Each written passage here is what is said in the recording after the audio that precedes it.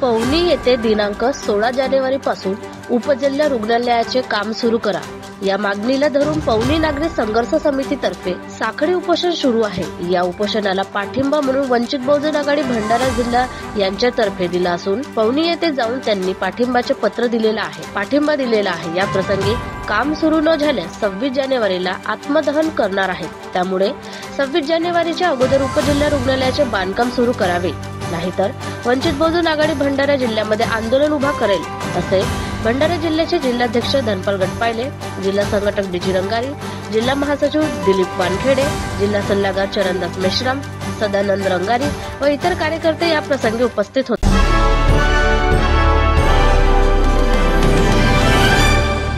उपजिल्हा रुग्णालय पवनीला झाला पाहिजे या दृष्टिकोनातून 16 जानेवारीपासून ते आमरण साखळी उपोषणावर बसलेले आहेत आणि 26 जानेवारीला संघर्ष समितीतर्फे म्हणजे आत्मदहनाचा इशारा देण्यात आलेला आहे। हे न्यूज जेव्हा आम्ही आमच्या वंचित बहुजन आघाडीच्या सर्व पदाधिकाऱ्यांनी ऐकली तेव्हा आम्हाला असं वाटलं की ना यांचा जो प्रश्न आहे हा यांचा जो राष्ट्र प्रश्न आहे की ग्रामीण लोकांचे खेड्यापाड्यात ठिकाणी विविध रुग्ण असतात, अशा अवस्थेमध्ये रुग्णालयाचा निधी आलेला आहे।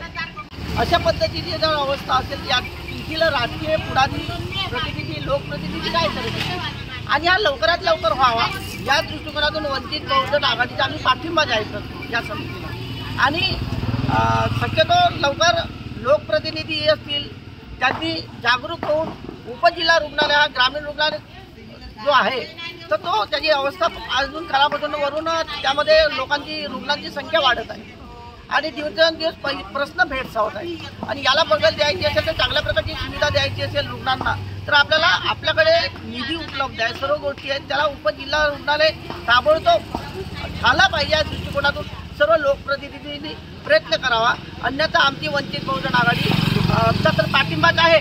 पण याच्यात जर टाळाटाळ जर होत असेल तर भंडारा जिल्हा वंचित बहुजन आघाडी आंदोलन केल्याशिवाय राहणार नाही असं माझं मनोगत आहे।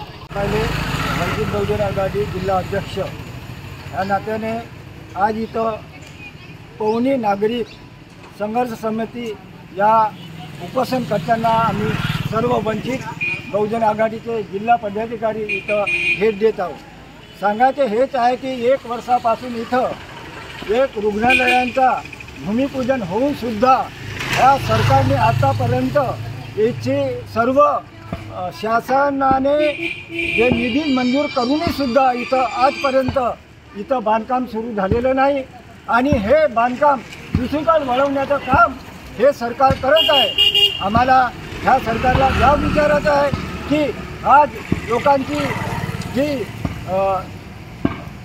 अवस्था बिकट झालेली आहे, लोकांचे आरोग्य धोक्यात आलेले आहे, त्या दृष्टिकोनातून इथं ग्रामीण रुग्णालय होणं आवश्यक आहे।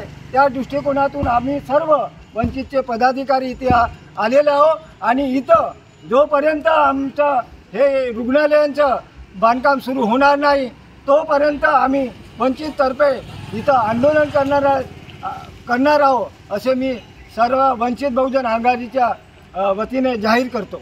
महासचिव वंचित बहुजन आघाडी आम्ही आज पेपरला बातमी वाचली की पवनी नागरिक संघर्ष समिती तर्फे उपजिल्हा रुग्णालय पवनीला मंजूर होऊन आलेला आहे, निधी सँक्शन झाली आहे, मंत्र्याच्या हस्ते भूमिपूजन झालेलं आहे। परंतु याला 1 वर्ष होत आहे तरी आजपर्यंत त्या जागेवर ईटसुद्धा किंवा काम सुरू झालेलं नाही। त्यामुळे पवनी नागरिक संघर्ष समिती तयार होऊन हे उपोषणाला बसली आहे। तरी आमच्या वंचित बहुजन आघाडीकडून जिल्हातर्फे समर्थन देत आहोत आणि या मागणीला लवकरात लवकर जाग आली नाही, काम सुरू झालं नाही तर वंचित बहुजन आघाडी जास्तीत जास्त संख्येने जिल्हा स्तरावर आम्ही आंदोलन केल्याशिवाय राहणार नाही आणि काम सुरू केल्याशिवाय राहणार नाही अशी मी ग्वाही देतो। वर्तमानपत्रात वाचल्यानंतर पवनीला नागरिक संघर्ष समितीच्या वतीनं उपोषण सुरू करण्यात आला। हा धरतीच्या जिव्हाळ्याचा प्रश्न आहे। म्हणजे उपजिल्हा रुग्णालय हा संपूर्ण महाराष्ट्रात हे आजचे वैध सरकार नाही, अवैध सरकार आहे. त्यांनी जागोजागी निवडणुकीच्या आधी किंवा ह्या 1-1.5 वर्षात संपूर्ण महाराष्ट्रात कोणत्या ना कोणत्या कामासाठी भूमिपूजन केले, आश्वासन दिले, पण होत काहीच नाही, करत काहीच नाही. आणि म्हणून हा 1 वर्षापूर्वी त्याला उद्घाटन नाही म्हणत, उद्घाटन शब्द नका वापरू, ते भूमिपूजनचा कार्यक्रम आहे.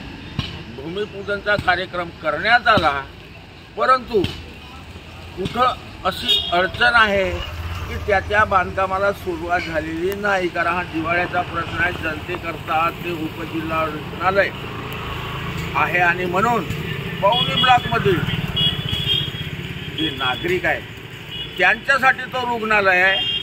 मोठ्या संख्येने त्या नागरिकांनी ह्या नागरिक संघर्ष समितीला पाठिंबा दिला पाहिजे, मदत केली पाहिजे, सहकार्य केलं पाहिजे. ज्यांनी जर आंदोलन उभारलं तर त्यांनी सगळ्यांनी याच्यात भाग घेतला पाहिजे.